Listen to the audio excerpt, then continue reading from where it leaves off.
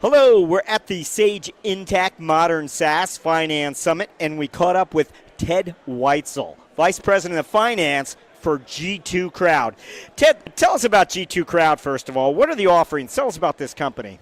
Sure. So G2 Crowd was started by a bunch of very successful SaaS entrepreneurs, and it was really started out of a bit of frustration from their prior companies. The CRO would go and say, hey, why are we not on this Gartner or Forrester analyst report? And the head of product at that time was Tim Handorf, and he was also a co-founder of G2 Crowd. He'd go, I'll get you on that list, Mr. CRO guy.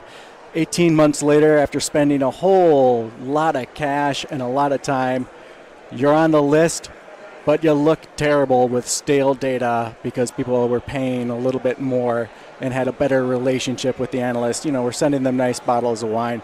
So the only thing that's worse than not being on the list is being on the list and being dead last. So G2 Crowd was really founded in order to kind of augment the analyst type environment and help people use or leverage their peers in making software buying decisions.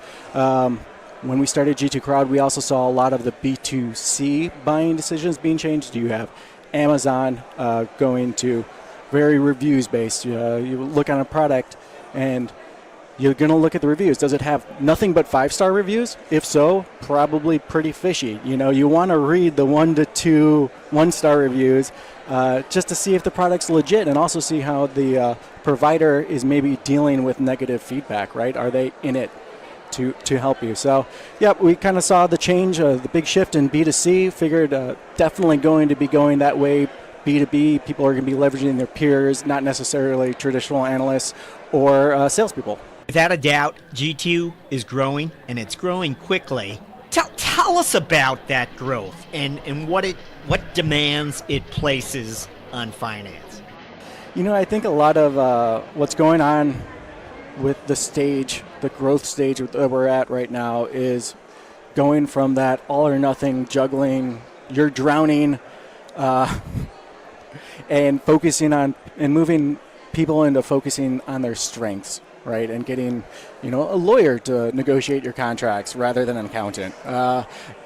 Having a security analyst come in and help you through GDPR rather than an accountant.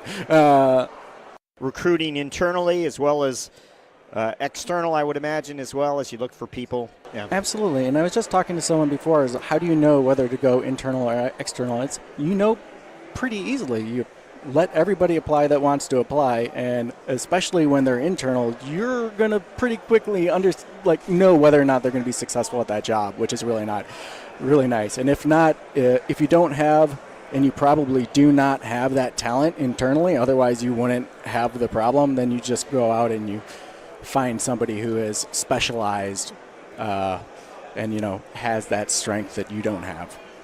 Okay, so inside this stage of growth that you're in, what are the milestones? What are the priorities as you go forward? Sure. So, this company is growing very fast. You saw Jeff Epstein from Bessemer say that he likes to see the triple, double. We're definitely in that phase. So the last kind of year and then this year going forward is how do we get from that $15 to $50 million of recurring revenue mark, and what do we have to do to change the business from $10 to $15 million business to much larger, get it ready for either acquisition or an IPO or a profitable go-forward private company. The biggest thing that we're focusing on right now is taking off those hats that finance and accounting have kind of been jumbling. You think about, hey, HR, facilities, I was the IT guy at some point like that, and really putting it in the hands of the experts to make sure that there's sustainable process, there's sustainable, intelligent, and very specialized people working in those categories where finance and accounting was just kind of like, you'll take care of it because you're not sales or product in the past. Can I ask about your FP&A capability and how that perhaps has matured over the last 2 years or so? Yeah, sure. We had no FP&A capability, and luckily about a year ago, my senior accountant decided that, he'd enjoyed accounting, but he wanted to kind of get into more of a finance role. So we made him the assistant controller, and he's been working very diligently with the budget owners to understand, what they need to know in order to run their business, and also how their little inputs apply to the business as a whole to create this flywheel effect of growth, right? So the last 12 months have been figuring out what all the inputs are, what all the drivers are, how to create the flywheel.